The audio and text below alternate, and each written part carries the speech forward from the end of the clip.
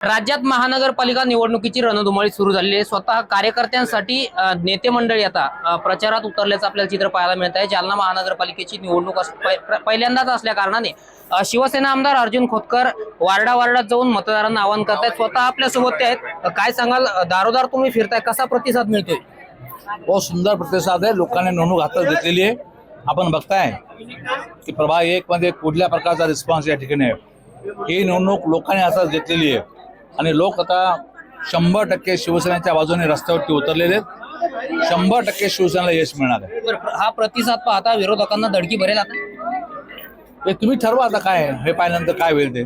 धडकी भरेल का उडकी भरेल काय माहित नाही मला, पण लाडक्या बहिणींकडून लाडक्या बहिणींच्या सुद्धा अपेक्षा आहेत काय? लाडक्या बहिणीला बघा, आजकाल खूप सुज्ञ झाले लोक। सर्वांना माहिती आहे की लाडकी बहीण योजना फक्त एकनाथ शिंदे साहेबांचीच आहे। शिंदे साहेबांनीच लाडक्या बहिणीचा निर्णय घेतलेला आहे। त्यामुळे सर्व लाडक्या बहिणी माननीय एकनाथ शिंदे साहेबांच्या पक्षाच्या पाठीमागे ठामपणे उभा आहेत। पिण्याच्या पाण्याच्या अपेक्षा ज्या आहेत त्या पूर्ण होतील का?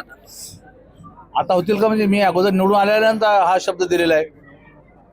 मी आज निवडणूक आहे म्हणून शब्द देत नाही। तुम्ही माझ्या अनेकदा वाईट केलेले आहेत। मी तुम्हाला सांगितलं ना, ठीक आहे 2-5 महिने मागापुढे होतील, 2-3 महिने किती जागा निवडून येतील शिवसेना? हा, आम्ही तुमचा बहुमत येईल।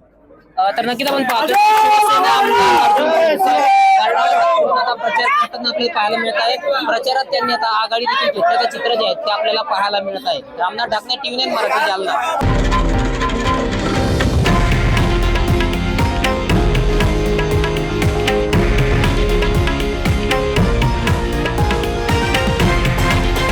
हे आहे देशातील नंबर 1 न्यूज नेटवर्क आणि आपण पाहत आहात TV9 मराठी, एकमेव।